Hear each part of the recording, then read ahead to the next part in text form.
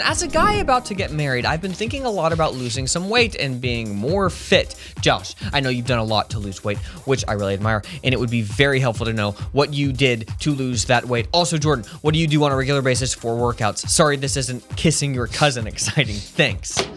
Unfit man about to be married. What do you do to stay in shape, buddy boy? I don't do that much. I mean, relatively.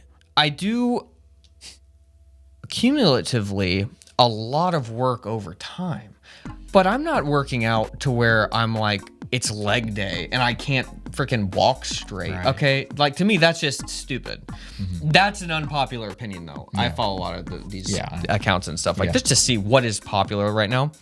I just do a little bit every day so that I'm not sore, but that I could. Yeah. If the world's gonna end the next day, I can be ready. Right. I can do something. Not like working out so hard that I can't be ready for my family if something happens. 2024 is right around the corner. Exactly. I might have to go fight somebody and be drafted, so I gotta be ready. Jordan is convinced he's gonna be drafted. I don't know what war he's preparing for. It's coming. It's been 80 years since World War II. 80 years before that was the Civil War. 80 years before that was the Revolutionary War. So we're right on track for we are right on. Well, is it the Ukrainian war? Is it no, we're fighting Israeli? Russia. No, we're Is it another one coming up? China? No, we're going to fight Russia. I'm calling it right here. We're going to start a war with Russia in 2024. We're circling back to Russia? We're going back to Russia. 2024. There's going to be a war. All right. Is China involved? They're always involved. Behind the scenes, I don't know. Are they overtly involved this time? Probably not. Look They're at the geniuses. Weapons made in China. Yes, exactly. Oh, they did it. But what I do to work out, I just on Monday I do pull-ups and I do squats and this is all body weight. And how many pull-ups and squats do you do? How many do I like? I do 3 sets of pull-ups and I do like 14 or 15 the first set, then 12 and then 10. So and that's all that I do for that. Yeah. And you know, I have these rings set up in my house, like these gymnastics rings, and I just have random bars around that I just hang on constantly. Yeah. If I'm sitting at the computer, I'll get up and I'll swing around on it and like do some shoulder mobility stuff. So that's not technically all that I do, but I'm always kind of like just playing, sitting on the floor, kind of just maneuvering my body in weird ways. And then on Tuesday, I would do leg raises for your core, and I would do push-ups. Again, just 3 sets of everything, and then and you're progressing, so you're not doing the hardest of the hard. You're doing it at a level that you can do. So like knee raises, or just being on the floor and lifting your legs up, whatever. So and then you can. Are you slowly working your way up? So then, in like 2 months, you're doing more than you were doing. Yeah. Okay. All right. So you're building up. You're not like maintaining. Yeah, I'm constant, but to be honest, right now I'm kind of at the level where to build more would take so much time, right? So it's like, I'm kind of at that level now where it's like, well, I mean, I'm happy with what I can do, right? To be quite honest with you don't want to dread having to exercise, exactly. Yeah. So I kind of just maintain what I can do. Yeah. And then on Wednesdays, I would do handstands and bridges, which is kind of like a gymnastics movement where you kind of are, you know what like 13-year-old girls do, where they're like lay on their back and they like arch their and when they're in like gymnastics class. Yeah. I would do that. Okay. And then you just reset everything on Thursday, Friday, Saturday, and take Sunday off. And then I run every morning. In the cold. You run? I'll go a mile. Oh, okay. Or I'll go half a mile walk and then a half a mile run back. Okay. So I don't do I don't do too much, other than a lot of my life is physical manual labor too, so that helps. Right. If I do less physical manual labor on a daily basis, I will up the amount of stuff that I do. I'm just constantly gauging it. If I'm doing a lot of manual labor, I will actually completely skip things that because I don't want to overdo it. Because again, I want to be ready the next day to be able to function in society. In case of a draft. In case of the draft. Yep. Okay. That was a really long-winded way to explain that. No, that was helpful to me too to understand, because you don't have to OD is what I'm saying. You don't have to overdose on this stuff. Like, just do an amount that is sustainable for the rest of your life. I really meant to start exercising. Oh, right, lifting or doing body weight stuff. What is it called when you do body weight stuff? They call it calisthenics. Calisthenics. It's a strange word. Isn't there another word like plyo something? Plyometrics. That's Okay. like kind of like the jazzercise kind of stuff. I think back in the 70s. Oh, okay. It's always kind of what I think of. I could be completely wrong. Calisthenics is the new hot term.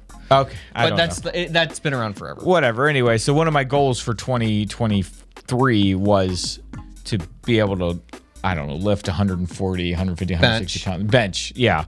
And I never got around to doing that. Yeah.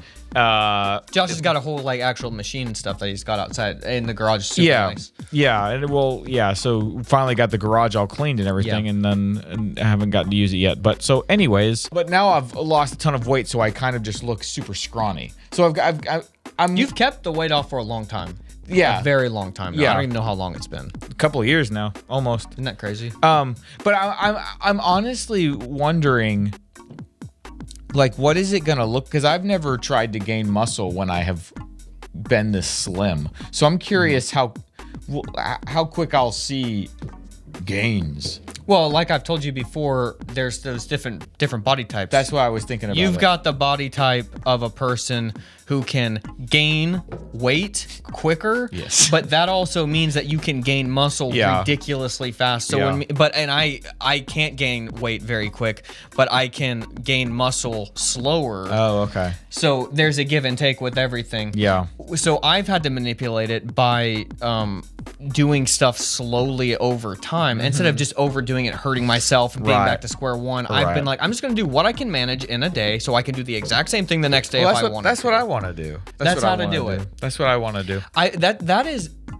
I've always kind of thought that, but that is starting to become more in the topic of conversation now within the community of exercising. That's like more of an acceptable thing. It's not just like kill yourself every day. Well, a lot of people are talking about the whole like zone 2 heart that's rate very stuff, popular now you too. know, and I have found that to be true.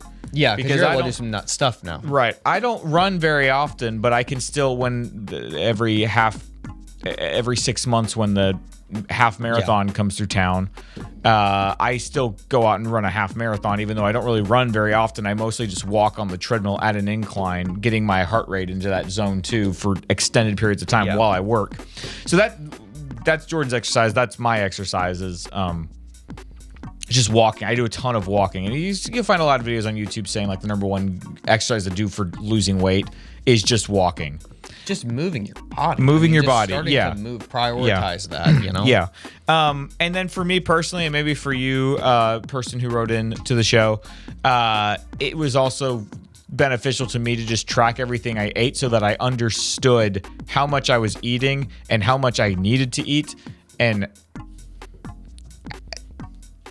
you needed to give some context for the amount of food that was required for a day. Yeah, exactly. And to understand how much less I actually need. You know what I mean? Like how much of eating is just because it's enjoyable. Yeah. If you can go through the mental fortitude to convince yourself to intermittent fast, I'm not even talking about not eating for an entire day, just intermittent fast. I mean, just say 18 hours that you're not eating, and then 16 hours, and just so you can see that you literally can go. Yeah, you're not gonna die. Yeah. That's an interesting thing for people to go through. Even just telling yourself, okay, after 5 p.m. I'm not gonna eat. Yeah. You'll be amazed at how much of a mental strain that is, and it's kind of embarrassing. It'll kill you for 2 days, maybe 3, and on the 4th day, you're gonna be so proud of yourself, a new relationship. So happy, and then you'll eat again at the end of the night, and you'll go right back to normal. But at least you'll know that you could do it. But no, I think that the most important things, if you don't, like it was very beneficial to me to track calories and that kind of thing at the start. And I think it's become more healthy to actually like make sure I'm eating better foods, because if you're eating better foods, you just eat until you're full, and you're usually fine. But the things that have actually been the most beneficial, intermittent fasting, to get that relationship changed. Yeah, intermittent fasting to get that relationship with food changed, and then stay away from sugar, stay away from breads. If you do those, move your body. If you and don't eat and don't drink Coke, soda, pop, whatever you right. Yeah, water. Yeah. If you just take that out. Intermittent fasting, no sugar, no bread, drink just water. You have to lose weight. I mean, You have how like can you not? it's impossible not to. And you don't even have to track anything. But if that sounds like too much and you want to just do what I did at the beginning and just say, okay, I've tried all these extreme things and they've worked for a time, but my brain wants to reset. Now I just want to understand food and how much I eat. Oh, wow, I eat a ton of food because I'm actually tracking it and I understand. And it is sad and frustrating at the beginning to understand those things, but it's also very empowering. And you don't even need a gym membership. I know the culture on YouTube and Instagram is like people videoing themselves, and it is inspiring to watch people who can lift a lot of weight and stuff like that. But I personally don't like going to the gym. Yeah. I like that I like to do workouts if I was in a prison cell. What can you do to stay when you're a prisoner of war after being drafted? Exactly. What can I do to stay mentally and physically strong alone? And I don't have access and I'm not paying for a gym. And you can do it. It's amazing. Oh, yeah. So I would suggest checking, and I guess I'll put this in my recommended. I've already done this before, but we're not there yet. But I would recommend a book called Convict Conditioning. It's by Paul Wade or something. The book is kind of funny. Like it's kind of, it's not I don't know if it's real, if this guy was really a prisoner and wrote this book, but it's like, this is how they marketed it. And it helped me a lot. It's what I follow. And it's got a bunch of different workout plans, different ways to progress through pull-ups, push-ups, handstands, one-arm pull-ups. It's kind of nuts. And that's what I follow. So check that book out, Convict Conditioning.